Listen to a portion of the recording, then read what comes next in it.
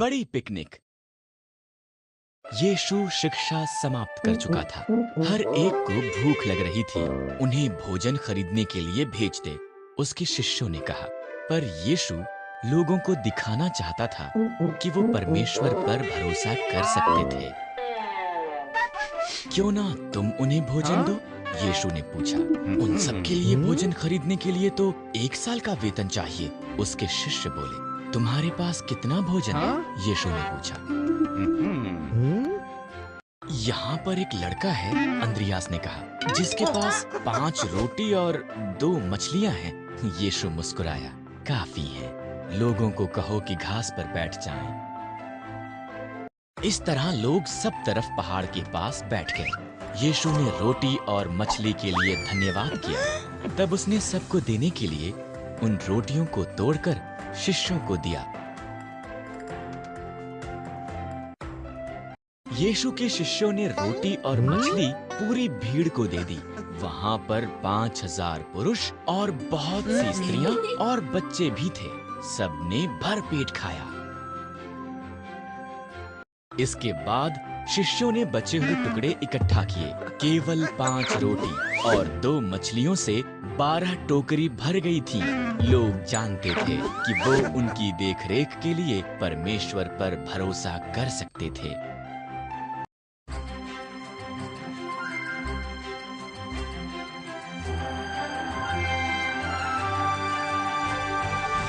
घर वापस लौटना। क्यों यीशु ऐसे लोगों के साथ समय व्यतीत कर रहा है जो बुरी बातें कर रहे हैं? धार्मिक अगुओं ने अचंभा किया। इसलिए यीशु ने उन्हें परमेश्वर के प्रेम की एक कहानी बताई। ये इस प्रकार है। एक मनुष्य के 2 पुत्र थे। छोटे पुत्र ने उसके पिता के मरने के बाद मिलने वाला हिस्सा मांगा। टूटे दिल के साथ पिता ने उसकी संपत्ति का आधा हिस्सा उसे दे दिया। पुत्र एक दूर देश की तरफ चला गया। उसने अपना सारा धन बर्बाद कर दिया। तब एक अकाल पड़ गया और उसका काम सुअरों को भोजन खिलाना था। उसने सुअरों का भोजन खाने की चाह की। मेरे पिता के नौकर भी इससे अच्छा खाना खाते हैं, उसने सोचा। मैं वापस घर जाऊंगा और मान लूंगा कि मैंने उसके और परमेश्वर के विरुद्ध पाप किया है। शायद वो मुझे अपने नौकरों में से एक जैसा बना ले। बेटा घर वापस लौटा। जब वो अभी दूर ही था, उसका पिता उसकी तरफ दौड़कर आया और उसे गले लगा लिया। मैं आपका बेटा होने के योग्य नहीं हूँ, उसने अपने पिता से कहा। मेरे बेटे के लिए मेरा सबसे अच्छा वस्त्र लेकर आओ, पिता ने अपने नौकरों से कहा। उसकी अंगुली में अंगूठी डालो, सबसे मोटा बछड़ा पकाओ। मेरा बेटा खो गया था और अब वो मिल गया है। बड़ा पुत्र क्रोधित हुआ जब उसने जश्न मनाए जाने के बारे में सुना। ये अनुचित है, उसने शिकायत की। मैं वफादारी से काम करता हूँ और मुझे कुछ नहीं मिलता। वो आपका पैसा बर्बाद करता है और उसके लिए एक जश्न की तैयारी की जाती है। सब जो मेरा है वो तेरा ही है, पिता ने जवाब दिया। तेरा भाई मर गया था, अब जीवित है। वो खो गया था, अब वो मिल गया है। इसलिए हम जश्न के अलावा क्या कर सकते हैं?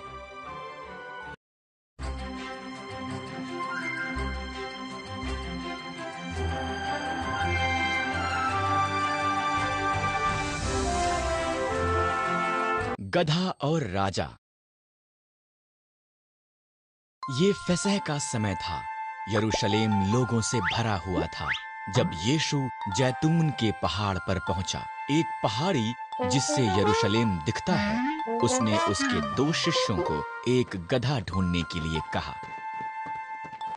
उन्होंने गधा ढूंढा और उस पर अपने कपड़े डाले।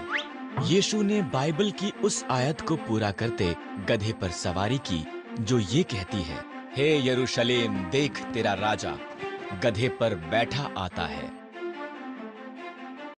यीशु गधे पर चढ़कर यरूशलेम की तरफ गया। बहुत से लोगों ने उसके चमत्कारों को याद किया और उसके साथ शामिल हो गए। उन्होंने उसका आदर करने के लिए उसके आगे आगे सड़क पर खजूर की डालियां और कपड़े बिछाए।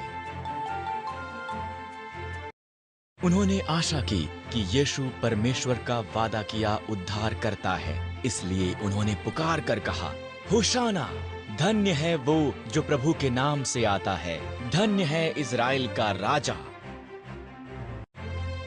पूरा संसार उसके पीछे है। फरीसी बुड़बुड़ाए, यीशु, उनसे कह कि वो चुप रहें। अगर ये सब भी चुप हो जाएं, यीशु ने जवाब दिया, तो पत्थर चिल्लाकर मेरी प्रशंसा करेंगे।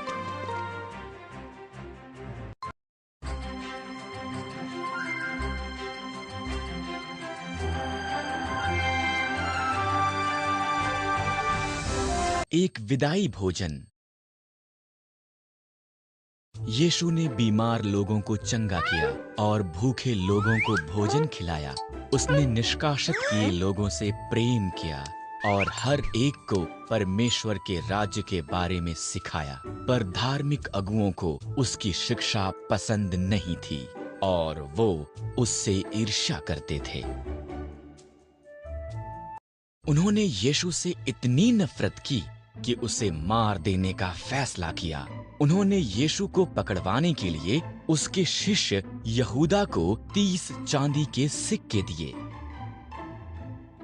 तब यीशु ने उसके शिष्यों के साथ फसह मनाकर जब वो खा रहे थे, यीशु ने उदास होकर कहा, तुम में से एक मुझे पकड़वा देगा। आश्चर्यचकित होकर उनमें से प्रत्येक ने जवाब दिया, प्रभु, मैं ऐसा नहीं करूंगा। ये सत्य है, यीशु ने कहा, यहां पर खाते तुम में से एक मुझे पकड़वा देगा। प्रभु, ये मैं नहीं, यहूदा ने कहा। तू इसे जानता है, यीशु ने जवाब दिया। जा, इसे शीघ्र कर। इस तरह यहूदा चला गया।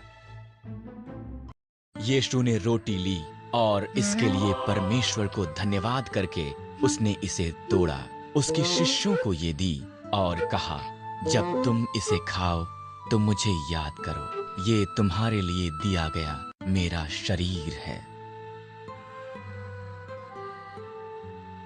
तब यीशु ने एक कटोरा लिया और इसके लिए परमेश्वर का धन्यवाद किया। हर कोई इस कटोरे में से पियो, उसने कहा।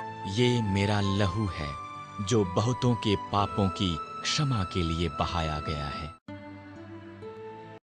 जब वो खा चुके, यीशु और उसके शिष्यों ने एक साथ एक भजन गाया। तब वो प्रार्थना के लिए गतसमनी की तरफ चल पड़े।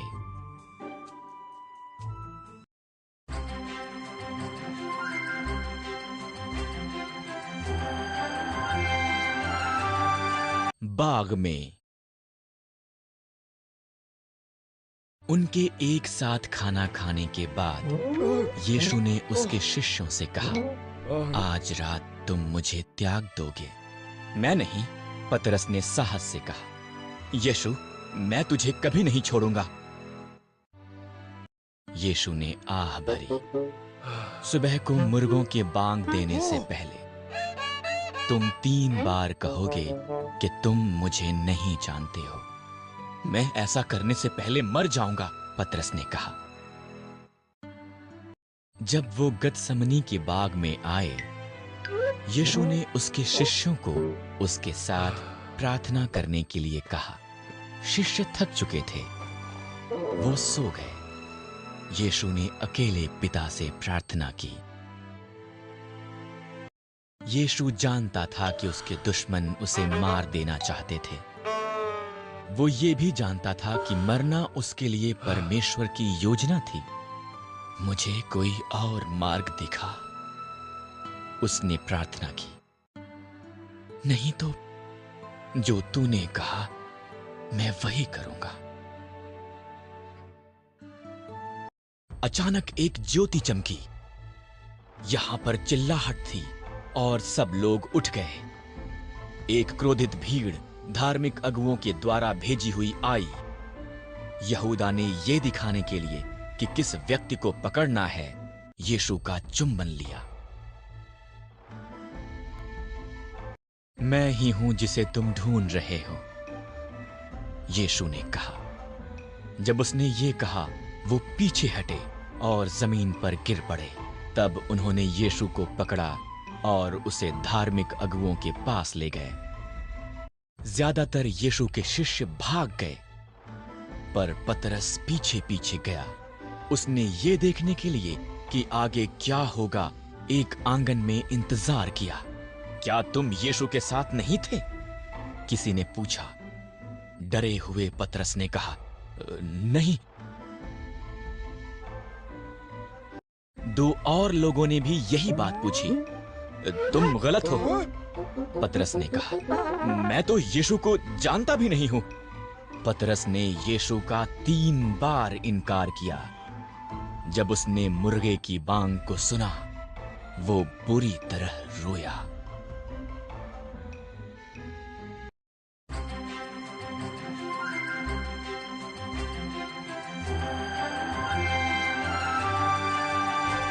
ये समाप्त हुआ। धार्मिक अगुओं ने हाकिम पिलातुस से कहा कि यीशु खतरनाक था और वो राजा होना चाहता था। पिलातुस ने यीशु से पूछा, क्या ये सच है? मैं राजा हूं। यीशु ने उत्तर दिया, पर इस संसार का नहीं हूं। यीशु निर्दोष है, पिलातुस ने कहा। यहां पर उसको मार देने का कोई कारण नहीं है। मैं उसे आजाद करूंगा। पर भीड़ चिल्लाई, इसे मार दो। इसलिए पिलातुस ने यीशु को उसके सिपाहियों से कोड़े मरवाए। उन्होंने उसके सिर पर जबरन एक कांटों का मुकुट रखा। उन्होंने उसकी पीठ पर एक लकड़ी की सलीब रखी और उसे एक पहाड़ी पर लेकर गए। यहां पहाड़ी पर रोमी सिपाहियों ने यीशु को उसके हाथ और पांव सलीब पर रखकर कीले ठोंक दिए। तब उसे ऊंचा टांग दिया गया। यीशु यहां पर 2 अपराधियों के बीच में लटका था। दोपहर के समय आकाश अंधेरा हो गया। यीशु के मित्र रोए।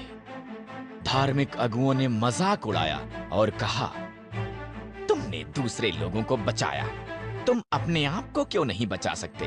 पिता, इन्हें क्षमा कर, यीशु ने कहा। जब यीशु की मृत्यु का समय आया, उसने उसकी आंखें बंद की और कहा, ये समाप्त हुआ। उसने उसके महान प्रेम के कारण वो कर दिया जिसके लिए वो आया था। यीशु के शिष्यों में से एक यूसुफ नाम के मनुष्य ने यीशु के मृत शरीर को एक नई कब्र में रखा। उसने इसके सामने एक बड़ा सा पत्थर रखा। लंबा उदास शुक्रवार समाप्त हो गया था।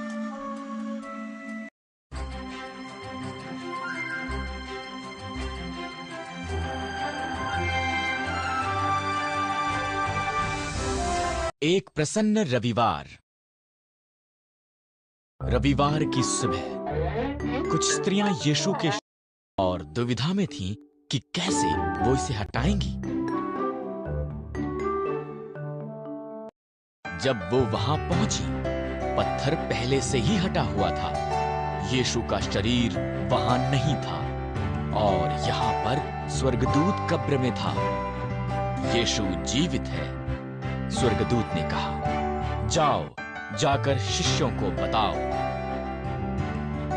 स्त्रियों ने शिष्यों को बताया। पतरस और यूहन्ना स्वयं देखने के लिए यीशु की कब्र पर गए। उन्हें वहां केवल यीशु के दफनाए जाने वाले कपड़े दिखे। वो उलझन में घर वापस लौटे। बाद में शिष्य एक कमरे में इकट्ठा हुए। वो जो भी हुआ था उसके बारे में बात कर रहे थे। तब यीशु उन पर प्रकट हुआ। वो भयभीत हो गए। उन्होंने सोचा कि वो एक भूत था। चिंता मत करो, यीशु ने कहा। मेरे हाथों और पांवों को देखो, ये मैं हूं। मुझे छुओ, आगे बढ़ो। तुम एक भूत को छू भी नहीं सकते और भूत खाते भी नहीं, पर मुझे तो सचमुच भूख लगी है। इसलिए उसने कुछ मछली खाई। तब उसने उन्हें सिखाया। वचन साफ कहता है, उसने कहा, मसीह को दुख उठाना और मर जाना और फिर तीसरे दिन मुर्दों से जीवित होना था। अब जो तुमने देखा है वो संसार को बताओ। प्रत्येक ये जान ले कि उनके पाप क्षमा हो सकते हैं अगर वो परमेश्वर की तरफ मुड़ते हैं। ये जो मैंने किया उसके कारण ये सब संभव है।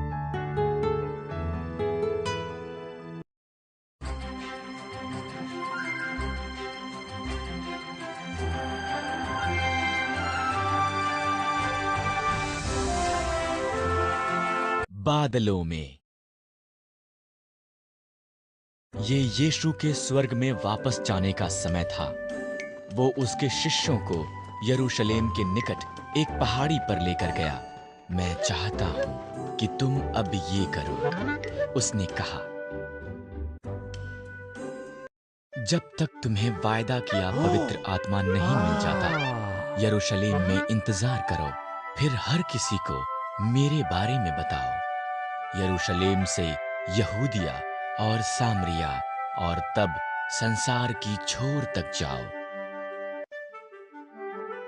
बहुत से शिष्य बनाओ, पिता, पुत्र और पवित्र आत्मा के नाम में उन्हें बपतिस्मा दो। सब जो तुमने मुझसे सीखा उन्हें सिखाओ। मैं सदैव तुम्हारे साथ रहूंगा। जब उसने ऐसा कहा, यीशु आकाश में चढ़ गया। वो तब तक आकाश में ऊपर जाता रहा जब तक एक बादल में अदृश्य नहीं हो गया। उसके शिष्यों ने उसे देखा। वो आकाश की तरफ देखते वहां पर खड़े रह गए। सफेद पोशाक पहने दो मनुष्य प्रकट हुए। यीशु स्वर्ग में चला गया है, उन्होंने बताया। उसी तरह वो वापस भी आएगा। इसलिए शिष्यों ने यीशु की आज्ञा मानी और यरूशलेम में गए।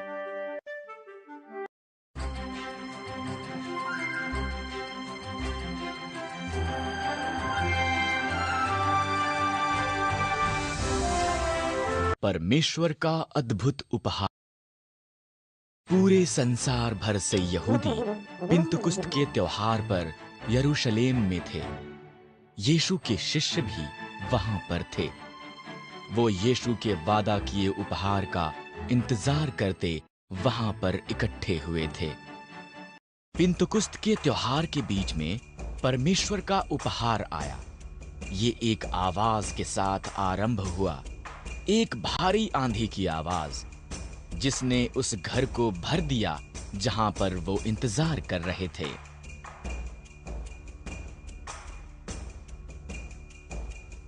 इसके बाद कुछ आग जैसा उन सभी पर आकर ठहर गया। तब परमेश्वर के पवित्र आत्मा ने कमरे में प्रत्येक को भर दिया और उसने उन्हें भिन्न भिन्न भाषाएं बोलने की सामर्थ्य दी। संसार के अन्य भागों से यहूदियों ने उन्हें सुना और आश्चर्यचकित हुए। ये लोग हमारी भाषाएं बोल रहे हैं, उन्होंने कहा, और अद्भुत बातें जो परमेश्वर ने की उनकी घोषणा कर रहे हैं। ये परमेश्वर का उपहार है, पतरस ने बताया। लंबे समय पहले इसका वादा किया गया था। ये यीशु मसीह के द्वारा हमारे पास आता है। तुमने उसको सलीब दिया, पर परमेश्वर उसे वापस जीवन में लेकर आया।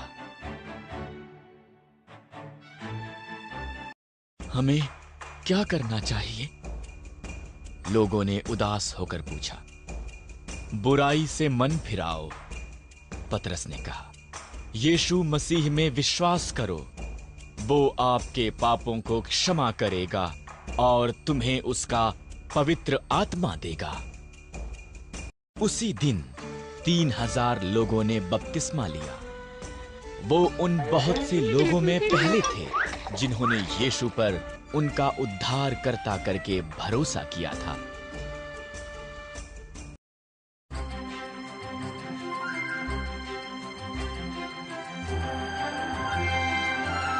ना चांदी ना सोना।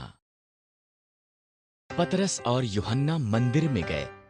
एक मनुष्य वहां सुंदर फाटक पर था, जो कभी भी पांव पर नहीं चला था। वो धन के लिए लोगों से भीख मांग रहा था।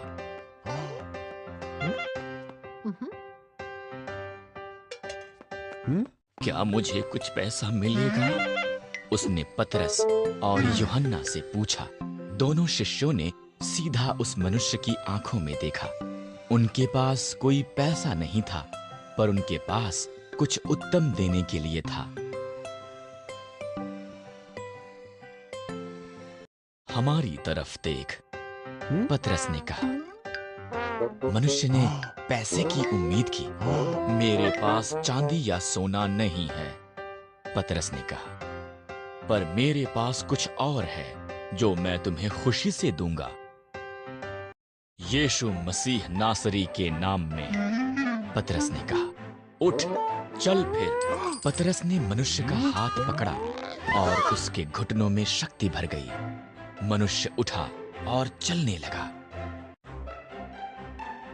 वो पतरस और यूहन्ना के साथ मंदिर के आंगन में गया। शीघ्र ही वो केवल पैदल नहीं चल रहा था, वो आसपास उछल कूद रहा था और परमेश्वर की प्रशंसा कर रहा था।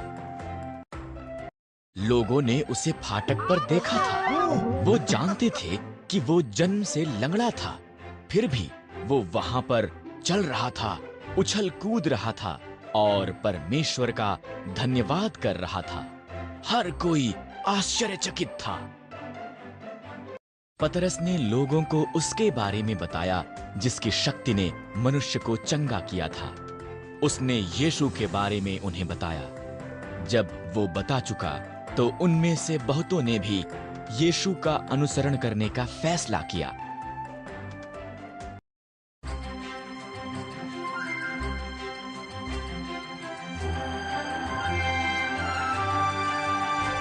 दुश्मन से मित्र तक। शाऊल एक धार्मिक पुरुष था, एक फरीसी। उसने सोचा कि कोई भी जो यीशु में विश्वास करता था, एक झूठ को फैला रहा था, उसे जेल में डाल दिया जाना चाहिए और यहां तक कि मार देना भी चाहिए। शाऊल दमिश्क में यीशु के शिष्यों को पकड़ने के लिए जा रहा था। अचानक एक चमकीली ज्योति उस पर चमकी। वो नीचे गिर पड़ा। एक आवाज ने कहा, शाऊल, तू मेरे साथ इतना निर्दयी क्यों है? प्रभु, तुम कौन हो? शाऊल ने पूछा। आवाज ने जवाब दिया, मैं यीशु हूं, जिसे तुम नुकसान पहुंचाना चाहते हो। दमिश्क को जा, वहां तुम्हें पता चलेगा तुम्हें क्या करना चाहिए। शाऊल उठा, पर वो अंधा था। उसके मित्र दमिश्क में उसे एक घर में लेकर गए। शाऊल ने वहां पर 3 दिन तक इंतजार किया। उसने कुछ भी न खाया न पिया। इसी दौरान यीशु एक दर्शन में हनन्याह, दमिश्क में उसके शिष्यों में से एक पर प्रकट हुआ। यीशु ने उसे जाकर शाऊल से मिलने और उसके लिए प्रार्थना करने को कहा, ताकि वो पुनः देखने लगे। पर शाऊल तो आपके शिष्यों को गिरफ्तार करना चाहता है, हनन्याह ने कांपते हुए कहा। मैं जानता हूं, यीशु ने कहा, पर मैं शाऊल को संसार भर में मेरे बारे में बताने के लिए प्रयोग करना चाहता हूं। हनन्याह शाऊल के लिए प्रार्थना करने को गया। यीशु ने मुझे भेजा है, उसने कहा, ताकि तुम देखने लगो और पवित्र आत्मा से भर सको। शाऊल पुनः देख सकता था। तब उसका बपतिस्मा हुआ। यीशु ने शाऊल को एक ऐसे मनुष्य से, जो उसके शिष्यों को दुख पहुंचाता था, एक कलीसिया के अगुवे में बदल दिया, जिसने सबको यीशु के बारे में बताया। इसलिए उसने उसका नाम भी पौलुस बदल दिया।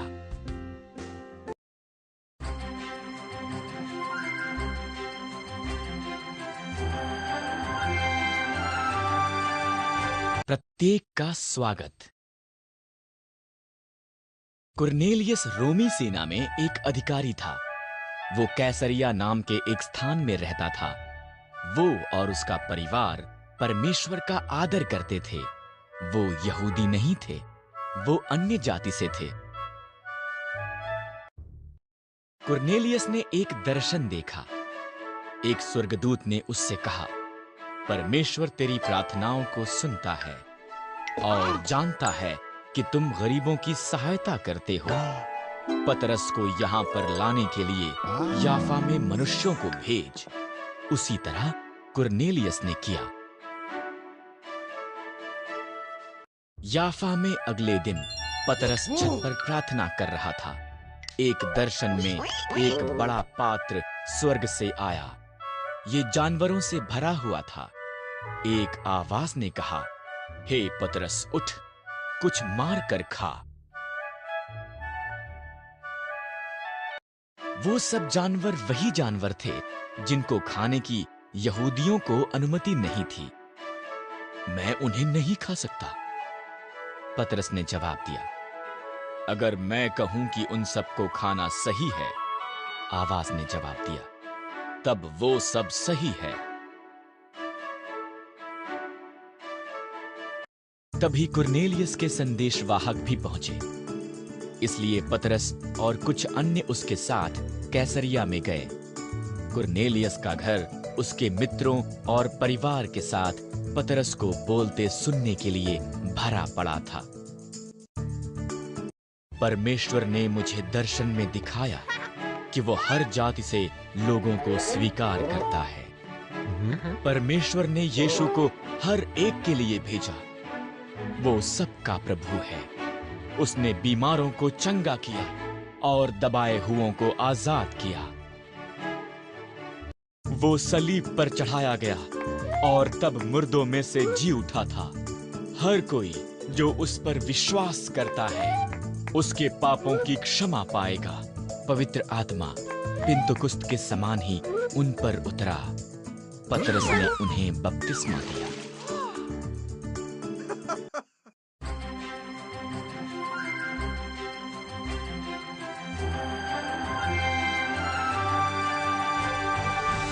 यीशु के लिए यात्राएं। पौलुस ने विश्वास किया कि परमेश्वर चाहता है कि अन्य जातियों को यीशु के बारे में बताए। इसलिए उसने सीरिया, तुर्की और ग्रीस में 3 यात्राएं की। बहुत से लोगों ने यीशु में विश्वास किया और बहुत सी कलीसियाएं आरंभ हुईं। कई सालों के बाद पौलुस यरूशलेम को वापस आया। कुछ लोग उसकी शिक्षा के कारण नाराज थे और उस पर हमला किया। उसे अनुचित ढंग से गिरफ्तार किया गया क्योंकि पौलुस एक रोमी नागरिक था। उसने रोम में उसका मुकदमा ले जाने के लिए कहा। पौलुस को रोम के लिए एक नाव पर भेजा गया। यात्रा धीमी थी। आओ हम क्रेते में इंतजार करें जब तक तूफान समाप्त नहीं हो जाता, पौलुस ने सुझाव दिया। कप्तान ने अनसुनी करके यात्रा आगे बढ़ाई। वहां एक बड़ा तूफान आया। प्रत्येक ने सोचा कि वो मर जाएंगे। एक स्वर्गदूत ने पौलुस से कहा कि वो सब बचाए जाएंगे और वो रोम जाएगा। पौलुस ने हर एक को ये बताया।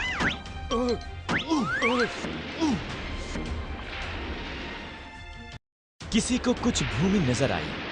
मल्लाहों ने जहाज को छोड़कर जाने और अन्य को मरने के लिए छोड़ देने की योजना बनाई। पौलुस ने चेतावनी दी, तुम सब केवल तब तक जीवित रहोगे अगर हर कोई जहाज पर रहता है। जहाज माल्टा नाम के एक टापू से जा टकराया। अगर कैदी भाग जाते हैं तो सजा मिलने के डर में थे, इसलिए उन्होंने उन्हें मार देने की योजना बनाई। पर उनका सेनापति पौलुस को पसंद करता था, इसलिए उसने उसके मनुष्यों को उन्हें जीवित रखने के लिए कहा। वो लड़खड़ाते किनारे पर आए। ठीक जैसा कि पौलुस ने कहा था, प्रत्येक जीवित था। माल्टा के हाकिम ने उन्हें साथ रहने की अनुमति दी। उसका पिता बीमार था।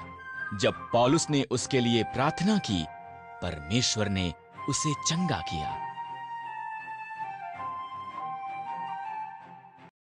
वो एक और जहाज पर चढ़े और रोम की तरफ निकल पड़े, जहां पर पौलुस को एक घर में हथकड़ी में रखा गया। वहां पर रहते उसने संसार भर में नई कलीसियाओं को सिखाने के लिए पत्र लिखे। उसके पत्र अब बाइबल में शामिल हैं।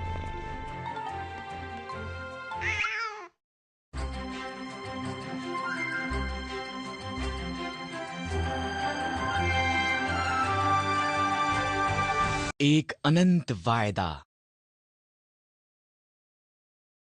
यूहन्ना यीशु का एक शिष्य था। एक दिन यीशु सूर्य के समान चमकता हुआ एक दर्शन में उसके पास आया।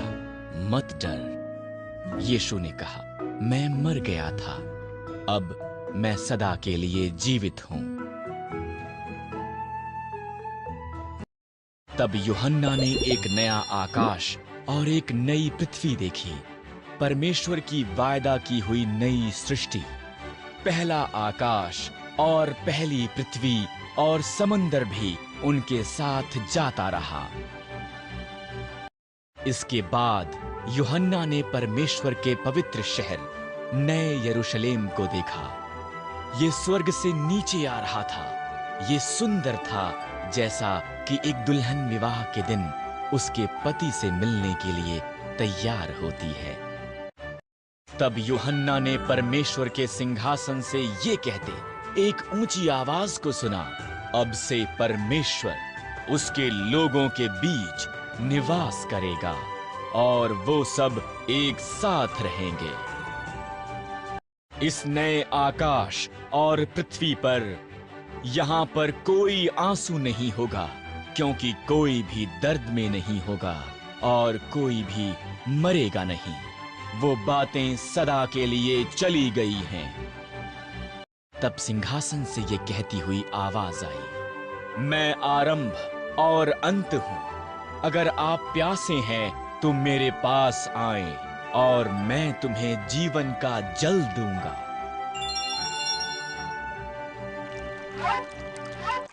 मेरा नया संसार मेरे बच्चों के लिए है, वो जो मेरे साथ वफादार हैं। मैं सब बातें नई कर रहा हूं। ये सत्य है, आप इस पर भरोसा कर सकते हैं।